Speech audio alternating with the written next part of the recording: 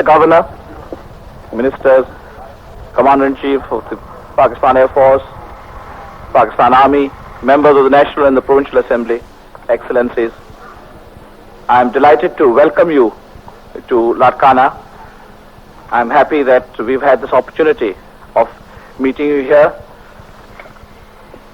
I hope you'll enjoy your stay. You've enjoyed your stay in Larkana. I believe you did a little bit of shooting, and I came to learn that most of you are not very good shots. But that's because you're doing much more important work than shooting. And also I believe that you had an excursion of mohenjo daro, very old civilization, one of the oldest in the world. And we've tried to preserve mohenjo daro, but we haven't had the resources really to excavate more. There's much more there than we have excavated so far.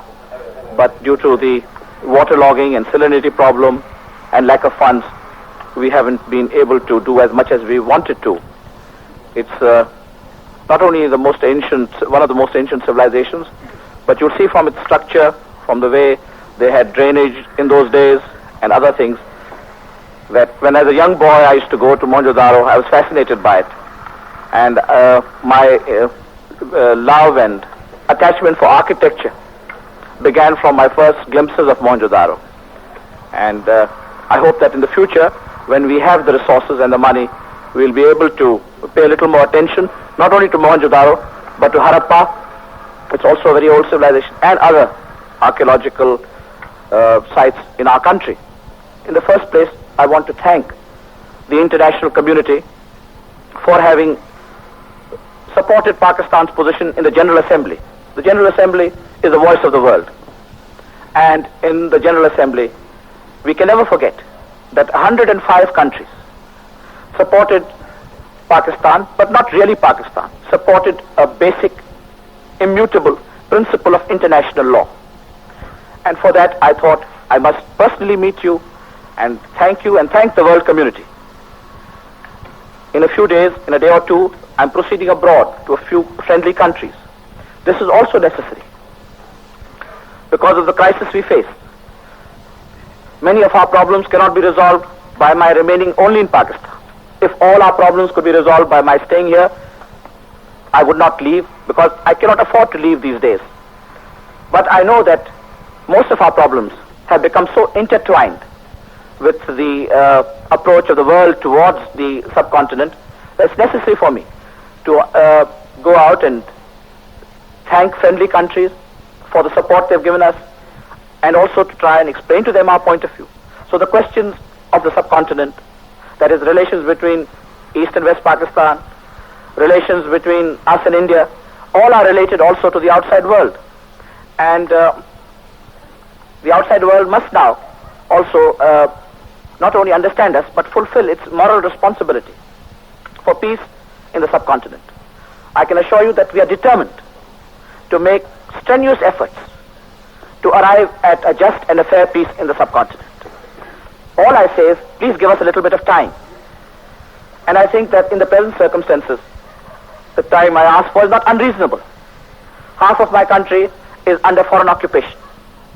This is a very important factor. And besides that, judging from what one reads and what one hears, the authority has not been fully established in East Pakistan. And to show our bona fides, I have taken the initiative of appealing to Sheikh Mujibur Rahman that we are prepared to assist in our modest way for the restoration of authority in East Pakistan. If we were moving in a wrong direction, in a negative direction, we would not have made that offer. We said that we are prepared to send back East Pakistan personnel in the armed forces, in the civil service, and we are not prepared to haggle, barter, and bargain. We don't look at this problem as something written in the ledger books. We look at this problem as something written in history. So we are without rancor prepared to go to the ultimate extent, to arrive at a settlement, a fair and a just settlement without preconditions. We are not imposing any preconditions. We don't want to impose preconditions. You don't impose conditions on your own fraternity. We have lived together. We have been members of one state, and we believe that our links sooner or later in some form or the other will be restored. The problem is very complicated. And all I beseech you to do is to not make it more complicated for us. We are moving in the right direction. We want to find a settlement, a lasting settlement. We'll spare no efforts to do it. We'll make not only strenuous efforts, but we'll make sincere efforts to bring about a lasting settlement. But ladies and gentlemen, please remember that what we are facing today in our country and in the subcontinent is really unique. It is without parallel in the history of the world. The First World War was fought because Austria made claims on Serbia. The Second World War was fought because Germany made claims on Poland. Two great wars were fought, and here today in the subcontinent, a war was fought which was far more dramatic in its ambitions than the claims of Austria on Serbia or the claims of Germany on Poland. And I'm not only pleading for my country or for the future of peace in the subcontinent. I am pleading for a sensible moral pattern of international relations. And I don't think that the story ends by a conquest, especially not by a military conquest. The story only begins with a military conquest. We've had a long and battered history in the past between our two great communities, and sometimes one community has succeeded, sometimes the other community has succeeded. The decline of the Mughal rule brought about the rise of the Maratha power. But the Marathas did not succeed in taking the subcontinent. A third country succeeded in taking the subcontinent for 200 years. So the Indian leaders should also not be myopic. They should take into account these factors. And as I have said repeatedly, we are prepared to meet the Indian leaders for a just and an equitable settlement in the subcontinent. And I would say now that the time has come when we should not make any more public statements on this matter, neither here nor in New Delhi. Time has come when we can use the diplomatic channels, use you, our friends, to prepare the next steps, because these things only complicate the problem. Public statements, preconditions, made publicly, then you become prisoners of words. And we don't want to become prisoners of words. We want now to move to the second step. And that in that also you can assist us a great deal. And I would now refrain from any public comments, because I have already said that we are prepared to meet the Indian leadership to arrive at a lasting settlement between our two countries. So I would also expect the same kind of reciprocity from India, and that now the time has come when diplomatic channels can be used for this purpose. And that's another reason why I thought I'll trouble you here, to ask for the conscience of the collective community of the world to bring to bear its influence on these questions. Because I shudder to think of what will be our future if we do not arrive at a new modus vivendi based on principles of justice and equity. Because the matter is getting more puzzling by the passage of each day. India went into East Pakistan on the claim that she was going there in response to the will of the majority of East Pakistanis, that is the Bengalis. Now the Indian Prime Minister said that that the Indian forces have to remain in East Pakistan to protect the minority. This is a very important and interesting development, that in the first instance, India intervenes on the so-called aspirations and wishes of the majority, which is also wrong, because you don't do that. You don't walk into another country with bayonets and tanks and then say that you have been called by the majority of the people. But today India claims that she is remaining in East Pakistan in order to protect the minority. And this is another very intriguing development. So we believe that there are certain essential prerequisites to be fulfilled before there is a lasting settlement in the subcontinent.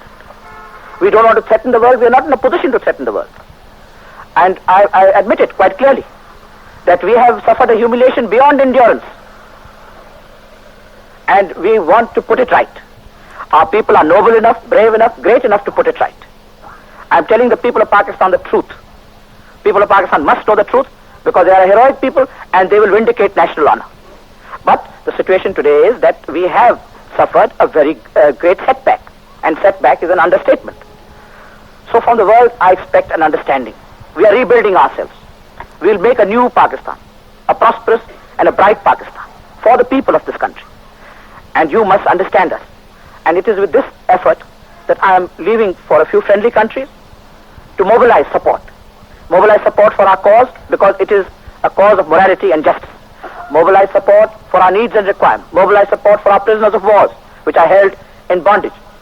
Mobilize support for a just settlement between East and West Pakistan. I am determined, I am anxious to meet Sheikh Mujibur Rahman as soon as possible. The sooner we meet, the better. And I welcome the statements he has made in this connection. I think we should carry them to their logical conclusions. But this does not mean that simultaneously we are not prepared to meet the Indian leadership. We are simultaneously prepared to move ahead even on that field, because I don't think the two are incompatible. And the press, they ask us questions, what our relations will be with other countries, if certain developments take place. All I can say is I appeal to the world community not to take any precipitative measure. Not to take any measure, because after all, if you take it today, you can take it tomorrow also. Then why not wait for that tomorrow, till we have come to some understanding, till we have exhausted all avenues of a peaceful search. And in that connection, I would like to say we have been subjected to military coercion. Today we should not be subjected to diplomatic coercion, because we have suffered enough by military coercion. Our nation should not be suffered more by diplomatic coercion. And as far as the Commonwealth is concerned, I've said again repeatedly, we are members of the Commonwealth. We made a contribution to the Commonwealth. There might not have been a Commonwealth without the sacrifices of our brave people who fought in the Second World War and in the First World War. So we want a better understanding from the Commonwealth. The Commonwealth should give us a better understanding than other nations, because we have been in that fraternity for a long time. Therefore, the Commonwealth should not shoot the gun and before there is a crystallization. And for that crystallization, we're not asking for a long period of time. We're asking for a sufficient period of time, a necessary period of time. In any case, if we leave the Commonwealth, I think the British will be happier than anyone else, because they want to wind up the Commonwealth more than anyone else. But however, that's a different matter. The question is that no haste. That's all I ask. We plead for time. That's all we're pleading for, and that will not prejudice. That will not prejudice your final outcome. Because after all, lasting relations between states are not based on the consideration who was the first to recognize. That's never a final consideration as to who was the first to recognize. There are more important factors involved in the relationship between states, between sovereign states. So we believe that we can still salvage the unity of Pakistan. You might think it's not possible, it's impractical, but we have done many impractical things in the past. Why not? I have some hope, something in my heart tells me we can still salvage it in some form or shape. So please give us this final opportunity to arrive at a settlement one way or the other. At least give us the opportunity to make this effort.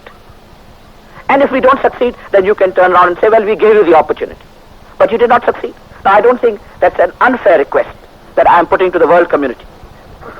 And I want finally to thank everyone who has stood by our cause and stood by the cause of justice, because really, in a way, one chapter has ended, another chapter is beginning. Another chapter is beginning for which we need vision, foresight, understanding. The President, Mr. Zulfikar Ali Bhutto, addressed ambassadors, high commissioners and other heads of diplomatic missions in Pakistan at a dinner he hosted for them at Larkana last night. The President, Mr. Zulfikar Ali Bhutto, addressed industrialists and businessmen in Karachi this morning before he left for Ankara at the start of a tour of the Middle East and North Africa. We now bring you the recording of the President's address. Gentlemen, I have called you this morning, given you the trouble to see me here at the airport, because I have to leave in an hour and a half for a number of countries in the Middle East and North Africa.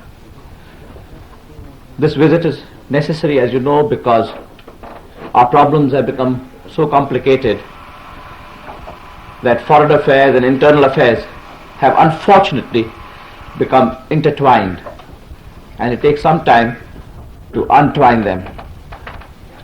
For a long time, I used to warn the former government, of which I was foreign minister, about the intensive foreign interference in our internal affairs.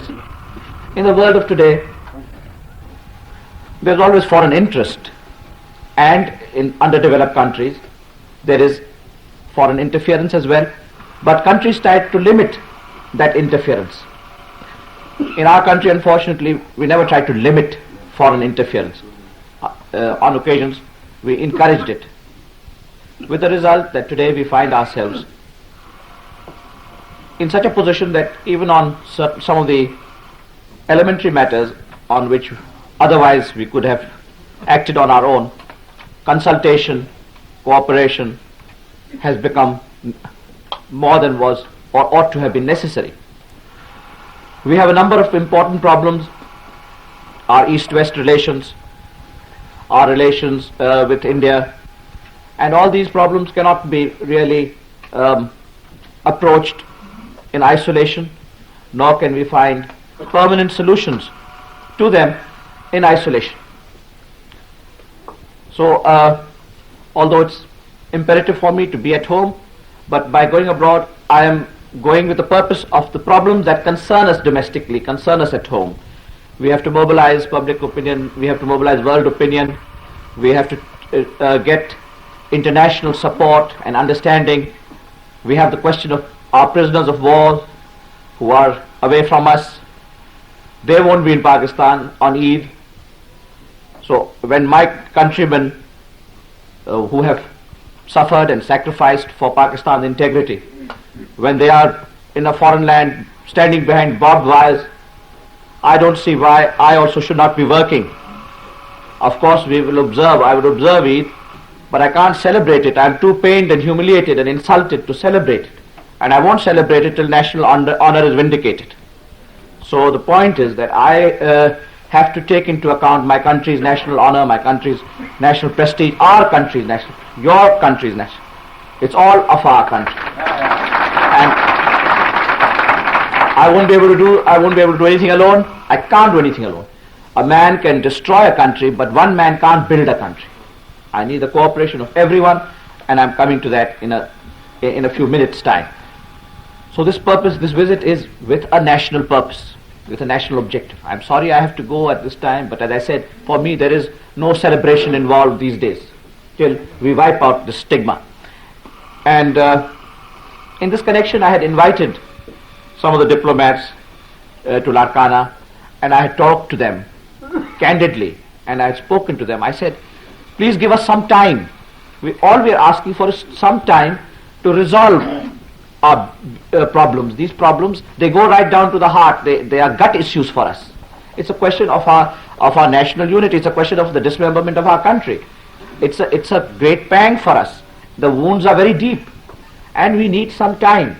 All I was pleading for was time, and that also a reasonable period of time, so that we can try and focus the picture back into some shape. And for that, I thought the world would understand and give us a reasonable period of time. We are not imposing any conditions, but we have to have a little bit of time to try and come to some settlement, whatever that settlement is. We must be given some opportunity to have a dialogue, even an initial dialogue, even a preliminary dialogue.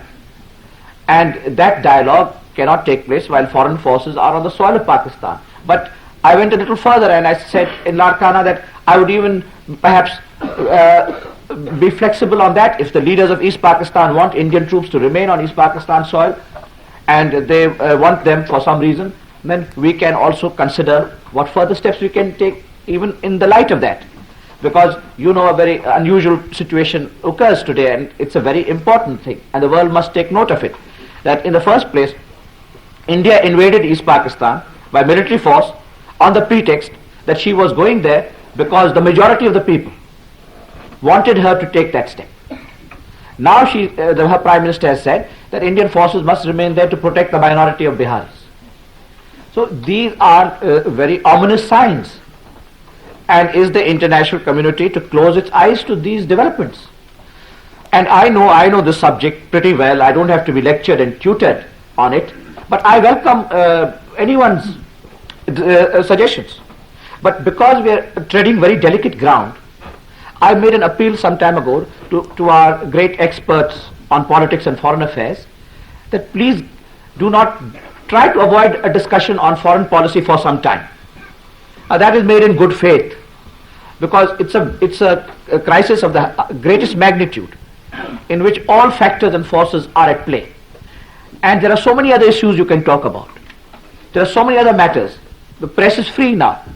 But even in the freest of free presses, there is some discipline exercise, briefing takes place, and that briefing is adhered to even in the United States, in Britain, in France, in every country. And so the freedom of the press also means that national interest must be taken into. And there are so many other things that I said they can talk about. They can abuse me, they can abuse you, they can abuse other people. But why go into this realm today, when only for a brief period of time? Now this doesn't mean I'm silencing them. I don't want to silence them. They could write to us. We'll welcome their suggestions. They could seek an interview and come and have a discussion. Because some of the statements that have been made by our so-called experts or leaders, they have only given a pretext to some countries to take certain steps. And pretext, as I say. But why give a pretext? I'm making this as an appeal. If they want to damage the country's cause, well, I can't stop it.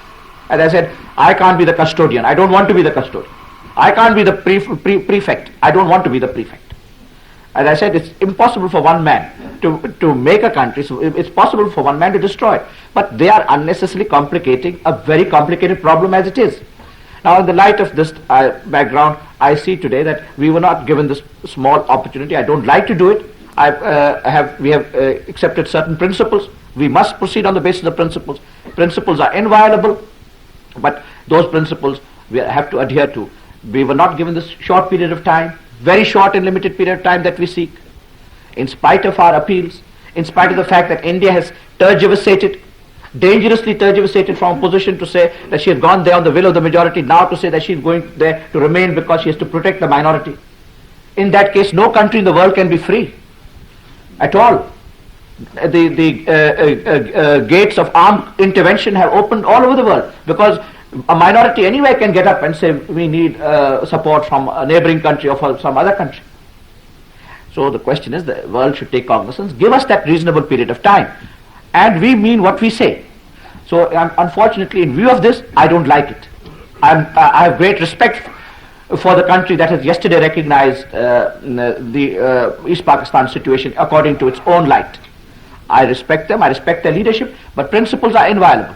So I'm sorry that before leaving Pakistan, I have to announce to you that we sever diplomatic relations with Yugoslavia for having yesterday recognized this situation in East Pakistan according to its own light.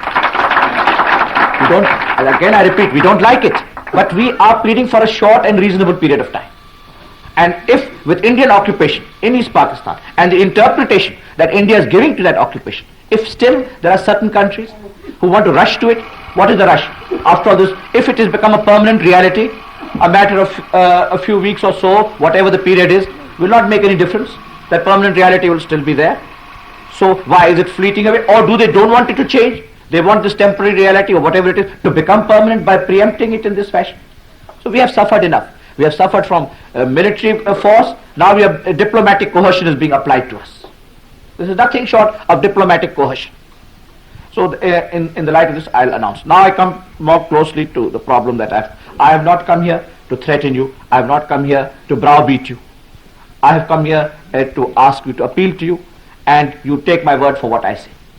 I have already said that as far as this period is concerned of martial law, during this period, no more industries will be nationalized. That's all. This is final step. The categories the categories of industries. Some industries were left out of those categories. So therefore action was taken. It is not that we went back 1 hour. I can't speak for Parliament, because in Parliament the majority will prevails. How can I speak for Parliament when I am only one member of a National Assembly?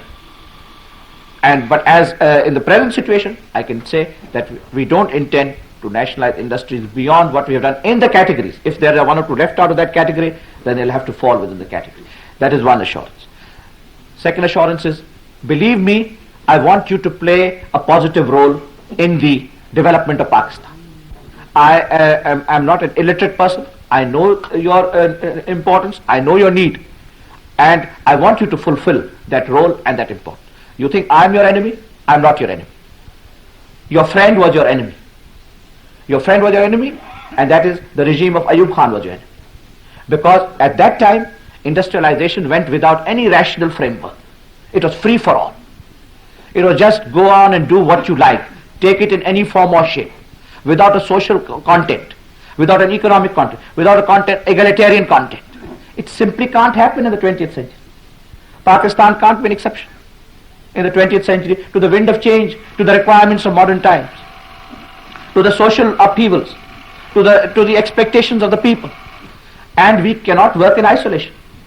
In that period of time, when the policy of industrialization was set out by the regime of President Ayub Khan, at that time, slowly, this realization among the laboring class mounted, because, as I said, it was free for all. And if they had imposed some rational method of development, I don't think it would have come to this pass today. Because at that time, the most irrational methods, foreign loans, the debt, you see the debt itself. It's a colossal debt. It's a debt. It's a frightening debt.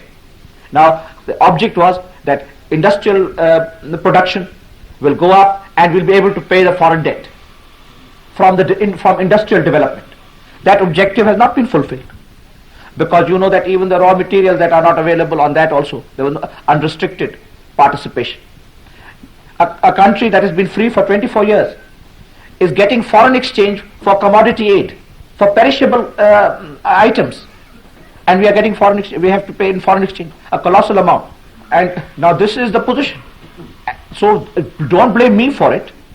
These are the objective conditions that came into play. If you people didn't realize it, if you didn't see beyond there were some of you who realized it, try to see that no, this can't do, it's too unnatural. Even in countries like Japan, which is a great industrial power of the world, people are restricted. You can't go into everything. Here, the same person, same group going in for banking, for insurance, for industry, for all manner of industries. And in that way, what was the investment involved? There was PICIC, IDB, other institutions. Tomorrow, if a zamindar, or no matter how powerful a tribal leader he is, if he thinks he can just go and acquire 70,000 acres of land, he can't do it. So the question is that as you sow, so shall you reap. As we all sow, so shall we reap. So don't think that this wrath is generated against you without without causes. So the idea is, let's get together and bring reconciliation. Without reconciliation, we will live a hazardous and a tense life. Don't want that. I don't want that. I want you people to be respected people of the community. You say respectable people are being thrown into jail. You call yourself respectable. I can call myself respectable. But what does the common man call us? Parasites, they call us. Bloodsuckers, they call us. Now let's go ahead and not be called parasites, bloodsuckers. There are industrialists in other countries. There are laboring classes in other countries. There is not this tension. I want to reduce these tensions, remove these tensions. And believe me, after this period is over, you will find a real certainty returning into the country, and production will go up. There will be harmonization, because we will have reasonable, good, humane labor laws. We want production norms. We will set all these into motion. There is some trouble. I know you're facing difficulties. We are all facing difficulties. But be a little patient, and we will resolve these problems. Now, as far as I want, therefore, to tell you that we are prepared to have another chance, a second chance, because I thought it's better that I come and talk to you. I speak to you. I could have done that on the first day. Some of you said, why doesn't he speak to us himself? I'll give you the reason. I could have done it. I know you, some of you are my friends. I've known you very well. And the question is, I could have done it. I didn't do it also. There was a reason for it. Because, you know, the first president and the second president of the my immediate predecessor, they fraternized so much with the industrial class as a class. You can have individual friends, that's different. But when you, they got a bad name. I don't want to get a bad name. I don't want to spoil my hands. So I don't want, on individual basis, I know so many of you for years. I can meet, we can have to. But immediately, the same pattern is being followed. He's doing exactly the same thing as the other. So that's why I didn't do it. Secondly, why have you taken some restrictive measures? Why has he arrested certain? Yes, because some of you unfortunately were talking too loosely. I know the base is the agricultural base. I'll fall back on agriculture. Don't say that the industry will collapse. Industry has collapsed. The country has collapsed. If I can deal with a country that has collapsed, I can deal with an industry that has collapsed. And it's an industry for the few and by the few. So I'll fall back on agriculture for some time to come and rebuild. So this language is known. We are indispensable. Everyone is indispensable. And everyone is not indispensable. So that's why I had to take that action. Now those people also, I've ordered their release. Both Daud Walika and General Habibullah. All three of them.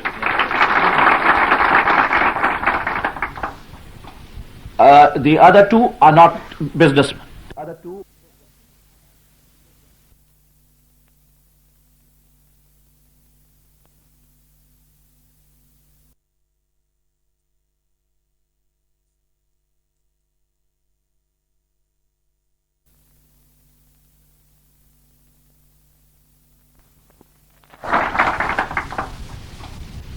The other two are not businessmen.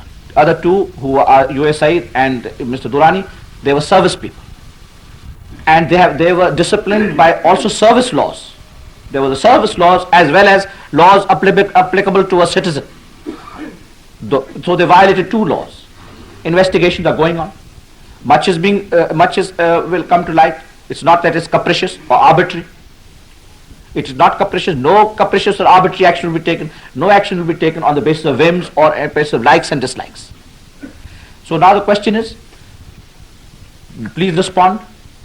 Please cooperate. I have given you my pledge of cooperation. And the pledge is not of a dictator, but pledge of a representative of a people, which is a different kettle of fish. But the question is now that don't feel reluctant or nervous or frightened that we have not made any declaration. So now if we make any declarations, then they will take us to task. No, that will not happen. Nothing will be revealed. No names will be disclosed. What the declaration is, who made it after this date and who made it before, nothing of the kind. We'll begin anew. But I want now genuine cooperation, because after all the question is, if Pakistan dies, then where will we all go? Where do you want to go to? Canada is very cold. Canada is very cold. And south of France is boring. This is a lovely country. It has winter and summer throughout the year. People are fine. Stay here. Where do you want? There's no better place than Pakistan, really. And we'll make it that first class place where you not want to feel to go out.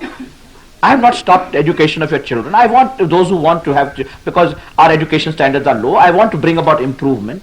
I will permit you to go abroad, to do your business, to go on your holiday. But the question is, bring back the wealth of the money, the bulk of the money. We need it for our armed forces. We need it for the development of the country. We need it for repayment of loans. And therefore, in this spirit, I tell you that when I come back, I hope there will be a better response. And I am giving up to the 15th of February, the period of time, so that you can make your adjustments. No hard feelings. Because nothing is done for individual purpose, everything is done for the state. So no hard feelings, and please go back, rest assured, sleep well, and give my love to your children. Thank you very much. The President, Mr. Zulfikar Ali Bhutto, addressed industrialists and businessmen in Karachi this morning before he left for Ankara at the start of a tour of the Middle East and North Africa.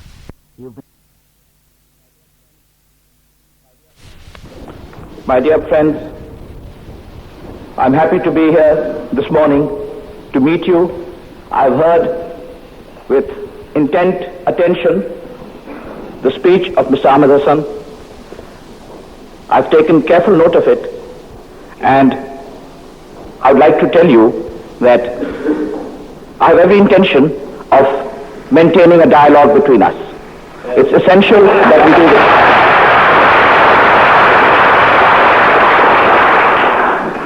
This is our first meeting, but I hope that we'll meet again in the future, and if not directly, through my ministers and advisors and governors who are in close touch with me. So you can be rest assured that your problems will be known to us. Your problems are already known to us. We have actually gone through a struggle. We have lived with the people. We have been with the people. We know the conditions of the country. And some of us come from the rural areas. We know the problems of irrigation, of water supply, of shortages of water, salinity and waterlogging. All these problems we have lived with, and we still continue to live with them. So we are not unmindful of the problems you are called upon to tackle. We are aware of your difficulties. We are aware of your problems. So I think in the future we can develop a harmonious understanding between ourselves.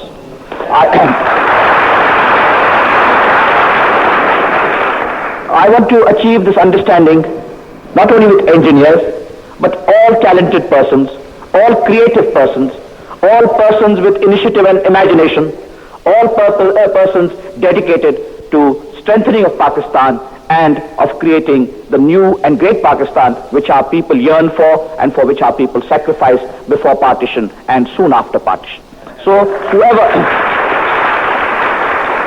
whoever wants to make a contribution for creating this great objective would be welcome as our friend and collaborator in the common task. And here, again I repeat, engineers, doctors, architects, scientists are the people who will be the vanguard of the struggle for creating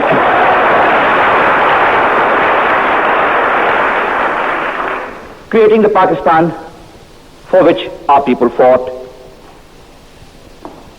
and for which our people have made sacrifices up to the present. And I believe they will have to continue to make more sacrifices in the future, because the days ahead of us are not easy ones. They're full of difficulties, full of problems. I don't want to refer to those now because this is not the place where we can touch upon those issues. But you are aware of them as well, as educated, sensible, respectable, and responsible citizens of the country. You are aware of those problems. Some of them, perhaps if not all of them. But as time passes, you will see from experience that our problems haven't finished, they've only begun. But I hope that we have now set a framework and a direction, a proper framework, an egalitarian and a just framework, and a sense of direction based on a person's ability, on his talent, to make a contribution to society. I am glad that you have been candid in your speech. I welcome frank discussions. There's no point of having meetings of this nature where we only say pleasant things. I don't want to hear pleasant things. I only want to hear unpleasant things. Because pleasant things you can take care of. If someone is happy, well, that's a source of satisfaction to us. We don't want to hear that someone is happy. All I want to hear is who's unhappy. Who has a problem.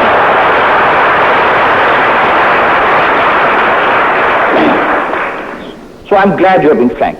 Now, permit me also, without in any way casting any aspersions or of trying to be unpleasant, say a few things as well. Because, you know, there are two sides of the story. If there weren't two sides of the story, the problem wouldn't have dragged on and beplagued us for all these years. In the first place, I don't have any particular attachment for the bureaucracy. I think throughout my election campaign and before that and after that in my political career, I have openly criticized the shortcomings of the bureaucracy.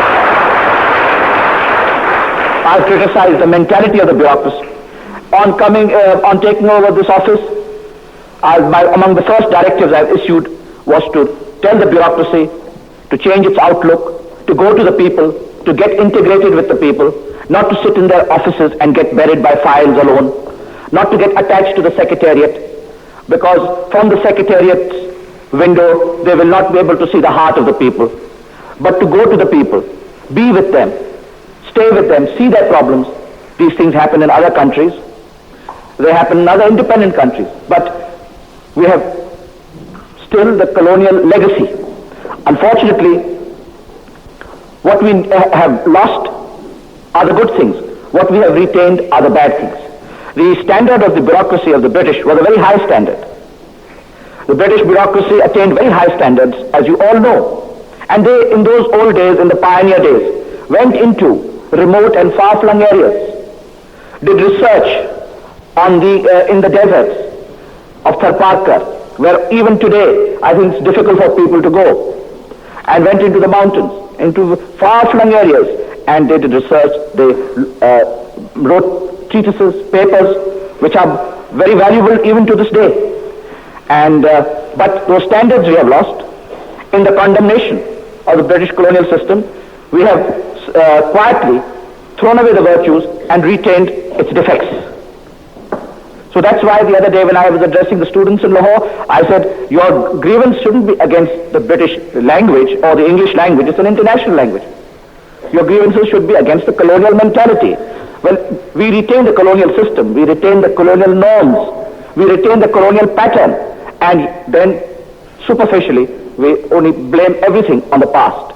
So the question here is that the standards of that bureaucracy have fallen badly, but the power and the privileges of the same bureaucracy have greatly enhanced and increased, with the result that there has been a terrible decomposition, and the bureaucracy has not been made accountable like other institutions. So the institution of bureaucracy has also suffered. I admit bureaucrats played politics, and unfortunately they played bad politics. They were not even good politicians. I wish if they're indulged in politics, they should have been at least good politicians. But how can a bureaucrat be a good politician? It's a contradiction in terms. So the point is that I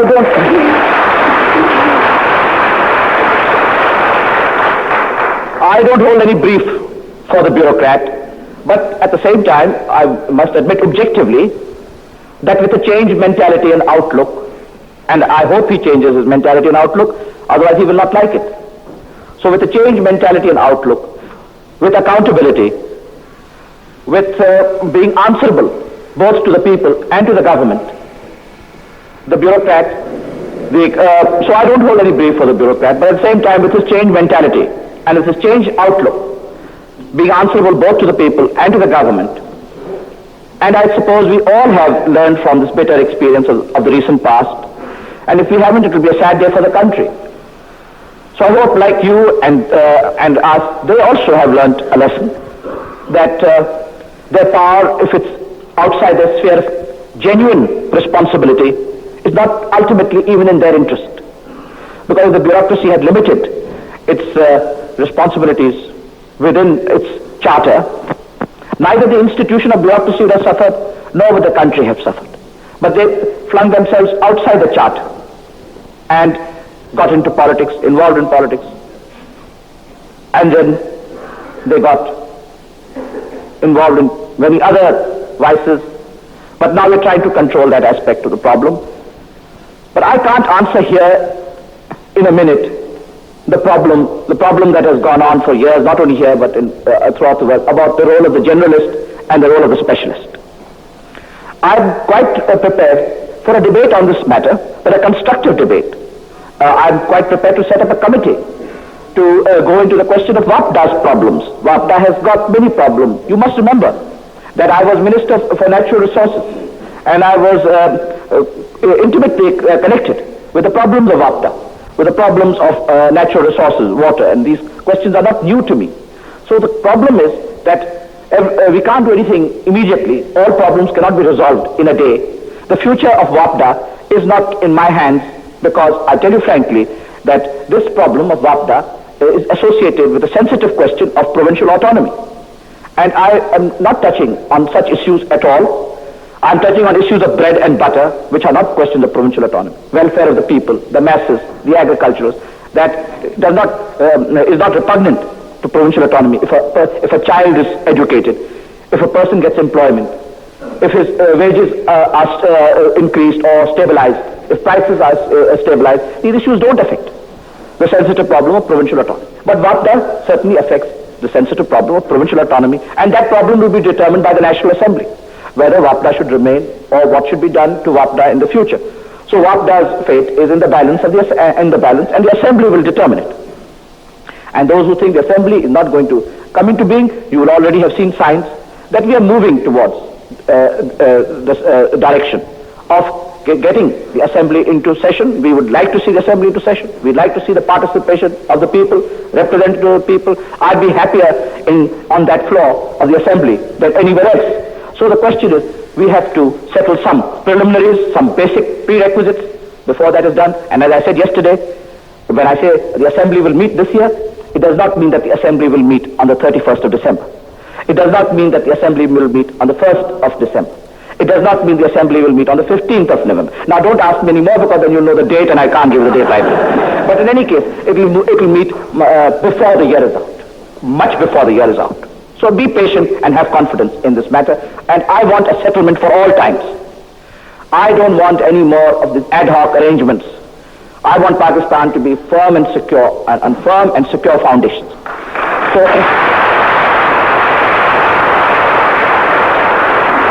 So I'm aware of the importance of institutions. I'm aware of the importance of public participation.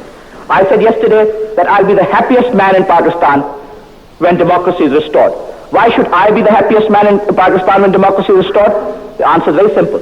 Because I have struggled more for democracy in Pakistan than any other individual has struggled.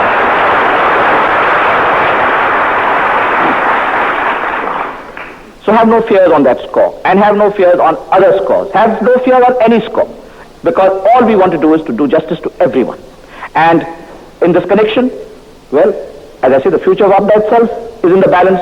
So when it is finally decided, by that time, a healthy debate will be generated on this issue. Because after all, the other side is that the management is in the hands of either a civil servant or a non-civil servant, but the execution is in the hands of engineers.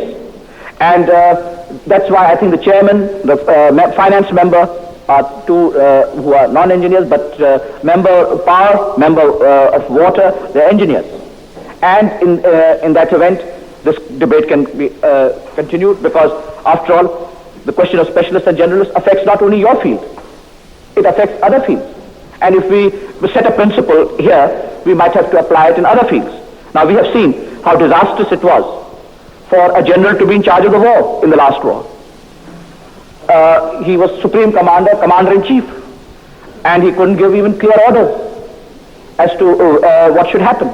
Once, long ago, everyone knows this, Clemenceau said, war is too serious a business for generals. So the question is, then, you go from one field to another, you'll have to apply it everywhere.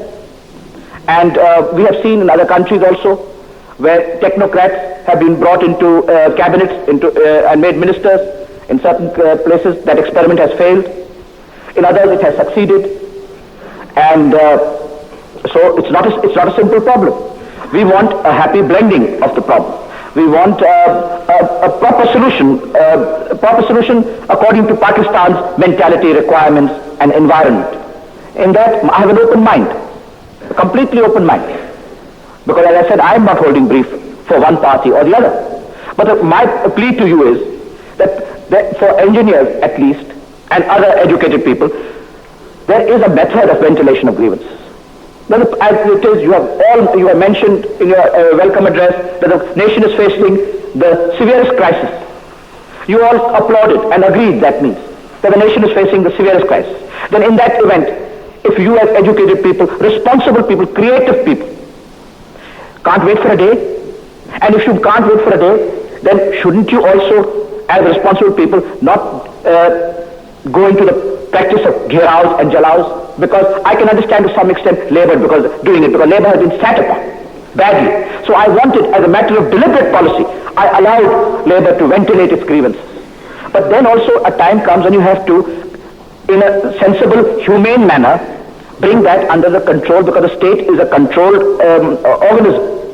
And for instance, 2 days ago, a person has been brutally killed. And now that responsibility is of the government, that we can't permit that. And killed after some kind of passionate and emotional speeches. So this is murder. And we can't allow this kind of thing. This is not according to our traditions. This is not according to our methods. So if someone for good reason is put into jail, 100 people make statements, appeals, for good reason. Here, so I can't allow this to happen. The question is, I've deliberately for 6 to 7, 8 weeks allowed people to ventilate their grievances, to let off steam, because they all had a reason to let off steam. Especially the working classes, especially the most exploited classes. So it's understandable. Their vision is also limited. They haven't had education. So I could understand them sort of flying off the tangent. But then, as I said, there comes a time when they themselves get fed up with it, because it's counterproductive. It's negative. They themselves get fed up with it. People get disgusted with it, and that's why now a time has come when we cannot allow this kind of thing to continue. This doesn't mean that the regime will become tyrannical or that we will resort to whip lashing like the other previous regime. Nothing of the kind. But minimum effective control is necessary so that things like this don't happen. Now, if engineers also indulge in this kind of practice, then after all, then let's wind up the shop. Then after, as I repeatedly say, one individual can't make a country. One individual can destroy a country.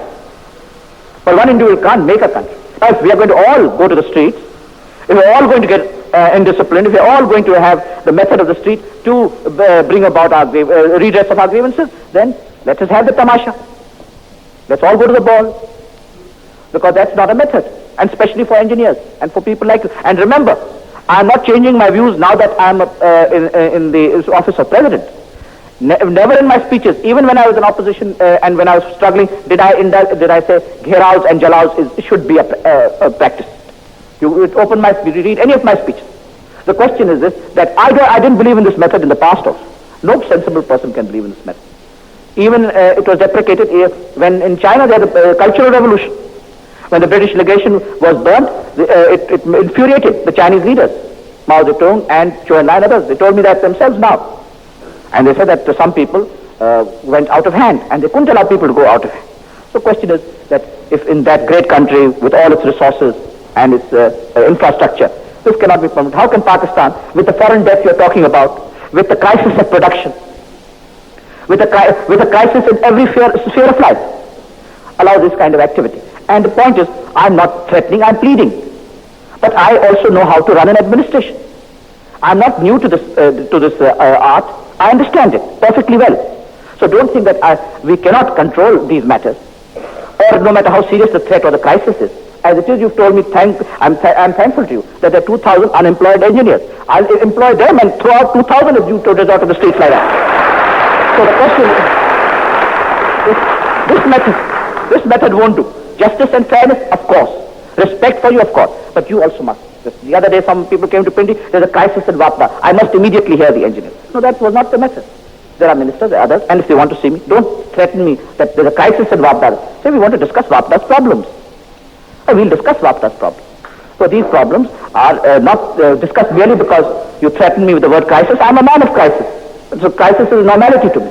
So don't unnecessarily say things that because of this threat, that put our back to the wall. Our back is not to the wall because the people are with us. And you will see that on the strength and the power of the people, we'll resolve many of these problems, most of these problems. Give us some time, give us a very limited period of time, and then after that, you will see that all we can do is to set things in the right direction. Arrest the direction of the present, which is a wrong one, and set it in the right direction. Take the first real big step.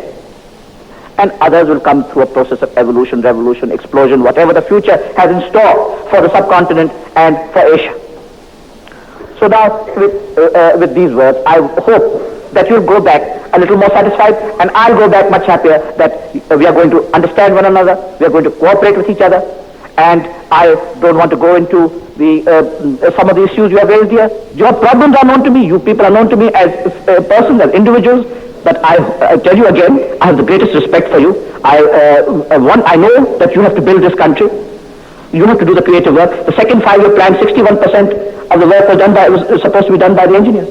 In the third 5-year plan, 63% of the work. And as progressively the plans keep on increasing, you will have to play a greater and greater role. I'm ashamed of the fact that 2,000 engineers are without jobs. I'm going to have a massive public works program soon in the country. And we, inshallah ta'ala, bring engineers into full play and into full operation for this works program. And you'll have a full sense of participation. Full justice will be done to you. But let's resolve these matters in sobriety. Because I expect sobriety and sense from people like you, an elite. And so I'm quite prepared to continue this discussion, to continue the dialogue, and see that we find the right solution. Of course we can find it. We cannot defy a solution, a problem like this. But till then, have a little patience. And if there are some interim changes, don't think that that's by way of acceptance or commitment to a principle.